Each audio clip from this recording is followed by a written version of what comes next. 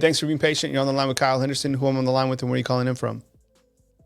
Kevin, Dallas, Georgia. How you doing this evening? What's up, buddy? I appreciate you calling in, man. You always have such good context. Welcome to the show, and take it away.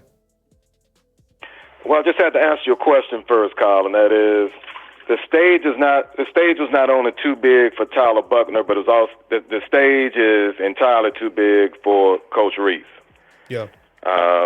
But my question to you, Your Honor, is this, and that is, wasn't the purpose, one of the main selling points for Tommy Reese was being able to utilize the tight end?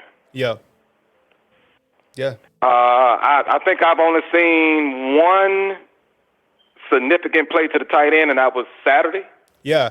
Okay, so let's say two, because Amari Niblack caught a really nice long touchdown pass as well this season, and then he's kind of been underutilized. But yeah, to talk about the tight ends, yes, that was a beautiful ball that Ty Simpson threw to CJ Dupree, and most of those 44 yards were on, was a pass, and Tommy and CJ Dupree ran like 5 or 6 yards. So yes. Amari Niblack was used creatively one time as well. Danny Lewis, I don't even know what happened to Danny Lewis. We are getting a lot of hype from him. Hasn't been utilized. Robbie Oots caught a 3 or 4 yard pass against South Florida. The ball was underthrown, makes a good catch, and then he's knocked out of bounds close to the 1 yard line. Other than that, haven't really seen too much from the tight end play. I want to see more of it because I think those guys can help out, and especially Amari Niblack, get creative with him, get him the football. But last game nobody was getting the football. And then also I heard one of the selling points, the reason why Tommy Reese was not able to do all that he wanted to do at Notre Dame was because he didn't have the talent. Would it be safe to say he has talent out of the yin-yang at the University of Alabama? Well, 1,000,000%. I mean, look at all the guys that we've been mentioning. I mean, look at all those wide receivers. It's a travesty that Malik Benson, when I looked at targets, that he has 1 target. It's sad that Jermaine Burton, who is playing at an extremely high level, is being underutilized. I mean, the guy is playing at such a high level. And what's sad is last year wasn't a great year for him. Besides the Sugar Bowl, where he did do well. He started playing at a high level then. He's carried that over. The guy is playing at a high level. Get him the football in some aspect. Isaiah Bond, complete speedster. Reminds me, no one's like Waddle, but that's the type of playmaking ability that he has. Kendrick Law needs the football. I get it. He was sick last game. Get him the football. Kobe Prentice, he's been playing at a high level. He didn't even catch a pass last week. Didn't even catch a pass. Get the playmakers the football. Figure it out. And that's the travesty, Kyle. That's the travesty. And to make a long story short, sometimes in life, as far as I'm concerned, Kyle, I have to go back in order to go forward. And I'll try to be brief, but try to be concise. And that is, we had a conversation about 2 years ago. And I stated that as far as with that particular class, which would have included Bryce, that we should have won at least one championship, one national championship. Then I thought as far as in Kool-Aid's class that including that one, that there should have been at least 1 or 2 more.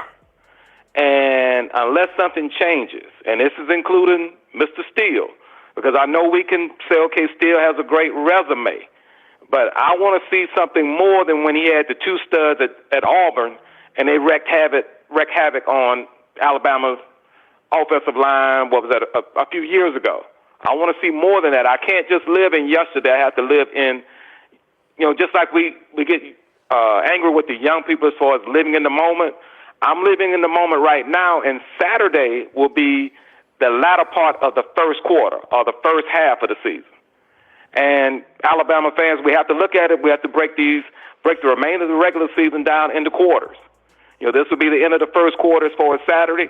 The next 3 games will be the second quarter, then subsequently the third quarter, and, the fourth quarter. As far as this season is concerned, everyone has to roll in the same direction, and it has to be Jalen Milroe. Now, as far as off season, the quarterback position wide open.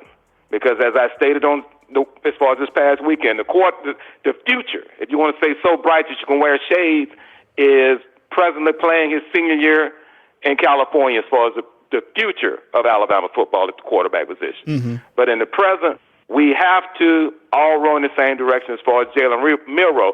But it doesn't make any difference who is the starting quarterback. We have to work to his strengths. Yep. If his strength is not to be a drop back quarterback, he is not Peyton Manning. Mm-hmm. He's not Tom Brady. Mm-hmm. He is Jalen Milroe. Mm-hmm. Let's work to Jalen Milroe's strength, and I don't give a dog on whether the game is 34-33. As long as Alabama gets the W, that's all that matters. Yep. The defense do their job, the offense consistent and utilizing all the talent that they have. Mm-hmm. The year can be successful, Kyle, but the thing is, if we don't utilize our talent, play to the strengths of all the players, mm-hmm. we're not going to be successful.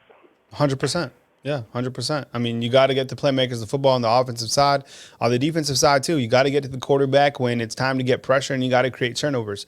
The team, I think, has a lot of defensive playmakers, and I think the defense, I still believe in the defense. I don't know really what to take away from the offense at this point. I don't think a lot of people do because there's no identity. But, things got to click, and you're right. This is kind of, this will be the fourth game of the season, and it's time for this team to figure it out. And Reese can still grab hold of this offense, and there's so many playmakers, and something has to happen. I kind of think it's almost like a gut check time for this team, because think about this, a win here against Lane Kiffin, who's been tooting his horn, tooting the mouth all week, gives them a ton of momentum, I feel. And then you go into that week 2, that next SEC game against Mississippi State, gain a little bit momentum before you go into that 4-game gauntlet. A loss derails this team 100%. A loss against Ole Miss will have ripple effects that you haven't seen in a long time. It will continue to divide this team. You cannot lose this game against Ole Miss. This is a monumental game on Saturday. What else you got, Kevin? Anything else before I get to my next caller?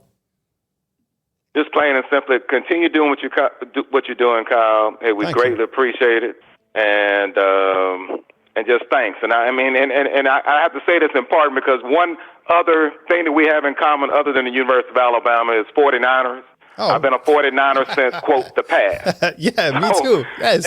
And the thing is, if you just want to just compare for a moment, Alabama's offense, as far as skill-wise, is the equivalent of the 49ers. I know. Someone that could be utilized in multiple positions in the backfield, tight end, etc. But we're not. But the thing is, Shanahan utilizes everyone. The water boy, the trainer, everyone has a set. How about just a simple misdirection play with some speed, right? Like misdirection. I mean, utilize them. And don't be afraid to put guys at different positions just to get them the football, right? Like, yo, CMC, you're the best player. Go outside and you're a wide receiver. Debo Samuel, come back. You're a running back. Get the best players the football, regardless of where they're at. Free Justice Haynes. All right, Kevin, I appreciate you, man, and let's talk next time. Look forward to it. Take care, Kyle. Oh, man, you too.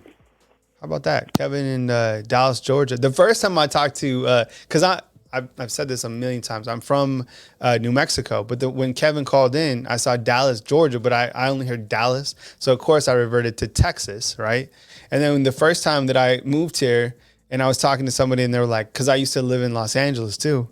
They're like, yo, what's up? I'm calling from L.A. And I was like, L.A.? No way. I lived in Redondo Beach, Hermosa. And they were like, no, lower Alabama. So I'm learning. Now I know when you meet somebody from L.A., it's L.A. It's more than likely Foley or beautiful Fairhope or one of those amazing areas down there. So